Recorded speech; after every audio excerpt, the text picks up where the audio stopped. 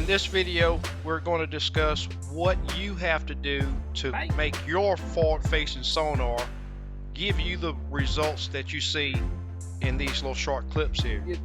We're going to discuss the tackle it takes. We're going to discuss boat control. We're going to discuss what you have to do to make all of this come together. I will not lie to you and tell you that it's easy, but I will tell you, with work, you will accomplish. Enjoy. Ooh, wait.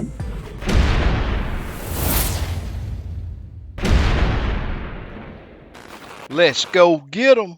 On this trip, I'm using a Garmin GPS Map 8616. Let's go over a few of the features that this thing offers and some of the things that you'll be paying attention to the entire time you're out on the water. The numbers across the very top of your screen is what's known as forward and reverse range. It gives you the actual footage of the distance of whatever you're seeing on your screen. It also gives you your target range, and what that means is it gives you the footage away that you need that fish to drop directly on top of it, or to cast or pitch to it. The numbers along the left hand side, the vertical numbers, gives you your depth and where you have your depth set at on your screen, and both of those are adjustable.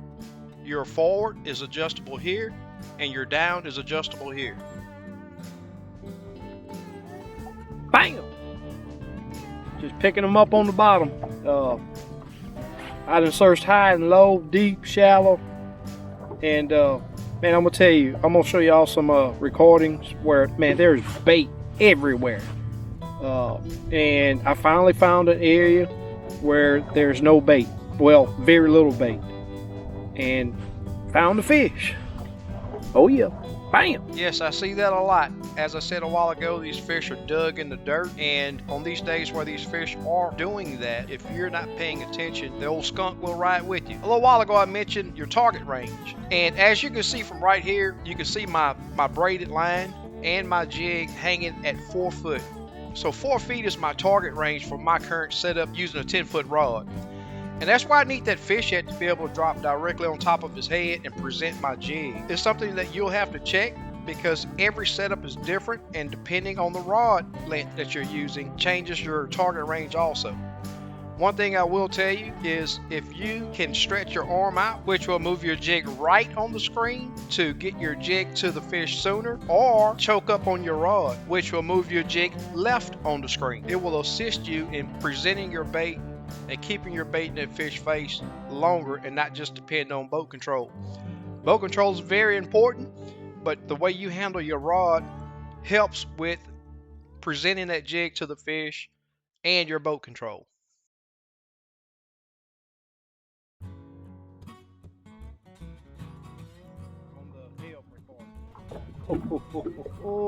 Oh, wait. Just old nicing, y'all. I know that sun's probably killing my video. Let's see if I can situate this a little different. Get it on the opposite side so y'all can really see. Nice. Oh yeah. And as you can see, they're really not suspended. I'm picking them up off the bottom. They're right on the bottom. Not necessarily on structure, but I know you see a little black spot down there that sort of blocks my fish. And what that is, the wind direction right here, I'm having to point my boat looking downhill, looking on that drop off. And with the LVS 32, it sort of gives you a little black dot there because it's just a shadow. You can't see down that hill or down that drop off. But ooh-wee, y'all, having fun. You heard me mention wind direction and having to have my boat pointing into the wind. That is a very, very important boat control tip that will help you get your fish to your target range and present your bait properly. Now I want y'all to keep up with me. Having your boat pointing into the wind and also being able to control your trolling motor speed to accommodate for the wind speed. Keep up with me. Also, as I mentioned earlier, pushing your rod forward moves your jig to the right. Pulling your rod to you, choking up on it, brings your jig to the left of the screen. And what you have to understand is this is forward facing sonar. The direction you have your transducer, whether it's on the trolling motor or a pole, it's your preference. I prefer the trolling motor. The farther away you push your rod away from it, whichever direction it's pointing, your jig goes to the right of your screen. If you choke up on your rod towards the direction that your trolling motor or your transducer is pointing, the farther left your jig goes. These are valuable tips that I'm giving you guys, and I will tell you this: especially if you're brand new or not very good with live scoping, do not expect to go out there and fish just jump in your boat, because it's not going to happen. You're going to struggle. You're going to be frustrated. What you want to do is practice. Go out there, get on a piece of visible structure, and maintain boat control. You want to get that visible structure close to your target range and be able to hold your boat there. And I will tell you, you're in practice mode while you're doing this. You want the wind to be blowing. You want the wind to be changing directions, because that is a reality of live scoping, is dealing with the wind and having to keep your boat pointing into the wind so that you can control your boat's speed. At times you will have to run your trolling motor hot, but if you're in shallow water, you have to really pay close attention to that, because if the fish are spooky and you're running your trolling motor hot, you're going to spook them. So there's a fine line in whether fishing in windy areas or having to find protected areas so that you will not have to run your trolling motor as hot. Here's another technique that you'll absolutely have to practice to get good at before you expect to be able to be good at putting fish in your boat, and that is turning your transducer different directions and being able to drop your jig within that small 20-degree cone. It is a very valuable technique to understand how to make work, and it does take practice. Yeah, finally got that double before I started recording. You get these things held right so y'all can get a gist. These ain't no giants, but hey, they 12 and a half, nice filleters. Oh yeah, back to back, baby. Look at them guts, look at them backs. That's them winter crappie there, y'all. Like with anything that you want to be good at, there are rules, techniques, and tricks that you can do to assist you at being very good at what you're trying to accomplish. To talk a little bit about how your line setup and jig setup can assist you, even your rod, having at a minimum of a 10-foot rod to get your bait out away from your boat, using braided line. And as you can see 2 dots there, and one is the split shot, the bottom one is the jig. You don't see the line there, so I use a mono leader. The braid assists me in helping me locate that cone and also gives me added sensitivity. As far as the split shot goes, you want to be able to use enough weight that when you do have to compensate to get your jig in the cone, it gets there quickly instead of you having to wait on it to swing through the water column. Just working on them. Oh yeah. Nice and thick. Pulling them out of there, y'all. Hey, I'll tell you this: if you enjoy what you're seeing and can benefit from the information that I'm giving you guys on this, be sure that you're subscribed and give the video a thumbs up. It costs you absolutely nothing, and it helps the algorithm with YouTube. I know you probably hear a lot of other YouTubers saying that, but it is important. Hit that thumbs up and be sure that you're subscribed.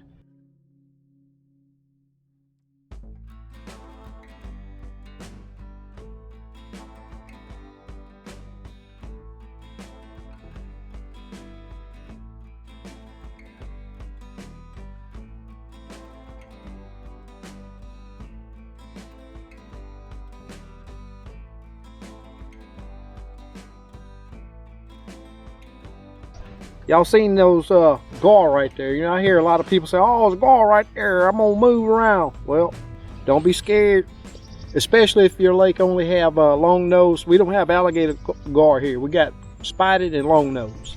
So don't be afraid of fishing where those gar are. These the gar and the crappie eat the same bait. Bam! Here's something that you'll find interesting is that when fish are hanging tight to structure or sitting on the bottom, you do not get to see their actual size. And I know that some of you are surprised that the fish that I'm showing you don't really look that big as I'm showing you on this live scope. Now, the angle that these fish are turned, they could possibly turn into the wind. I am on top of the ledge, looking down the ledge. In some areas it's a lot steeper than others. So when you're fishing for these fish, now you don't want to be targeting fish as small as your jig. And that's how I usually judge how big a fish is, whether it's bait fish or whatever. I'll compare it to my jig size, and it helps me not waste time playing around with really small fish. But I will also tell you, depending on the position of those fish, whether they are facing away from you, towards you, it affects how big they look on Livescope big time. Also, if they're really tight to structure or sitting on the bottom, you can sometimes only be able to see a piece of that fish. Well, I tried to get that other keeper. I caught two right there, but the other big one was a little bit farther out. I was going to try to do a threesome, but the one that I caught, the second one that I caught wasn't a keeper, but that first one was. Here we go. Let's get it. Here's something else that I pay a lot of attention to, and that is the miles per hour that my unit shows. And when I'm dropping on a fish, I'm usually going to always target the stationary fish. When I get that fish to my target range, I'm wanting my boat to be showing 0 miles per hour. A lot of times these fish are not wanting to chase a bait. As you see, some of these fish, I'm having to really bang them, almost poke them in their eye before I can get them standing on their tail and commit to chasing that bait. So I'm wanting my mile per hour to be at 0 so I can properly present my bait to these fish, and it assists me in, even if I do have to make changes to brighten my jig up to match that fish, my boat not having forward or backward motion assists me in being able to do that without much hassle. The more your bait has to swing, be it forward or backwards, takes more time, and time management matters a lot. You want to be able to get your jig on top of that fish as quickly as possible, because the more time you spend that close to the fish, he could possibly swim off, or your boat's going to drift off. Just working on them. Oh yeah. Nice and thick. Pulling them out of there, y'all. Hey, I'll tell you this: if you enjoy what you're seeing and can benefit from the information that I'm giving you guys on this, be sure that you're subscribed and give the video a thumbs up. It costs you absolutely nothing, and it helps the algorithm with YouTube. I know you probably hear a lot of other YouTubers saying that, but it is important. Hit that thumbs up and be sure that you're subscribed. I sure appreciate it. I said I'd talk about the baits that I used a while ago, and I will tell you something.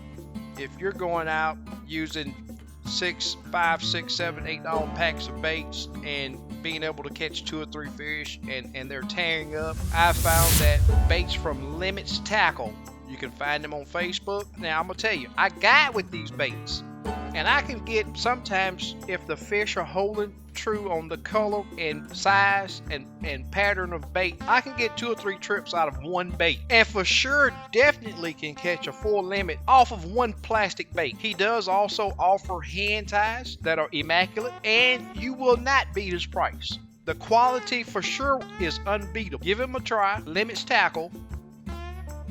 Yes, those gar have been stacked up in some of the areas that I've been doing really well in. Now, you will have to pay attention, because I will tell you this: if those gar are facing towards your transducer or away, they will give you a perfect circle that looks identical to a crappie. Now, I got a question for you guys. How many of you can tell me, when did my target range change? At what point in this video did my target range change? That's a question. Now, the reason why I'm asking you this question, and the reason why I didn't tell you that I changed the length of rod I was using, is because this is a training session. This is something that's going to help you understand how important it is to not only look at that fish, to not only look at that jig.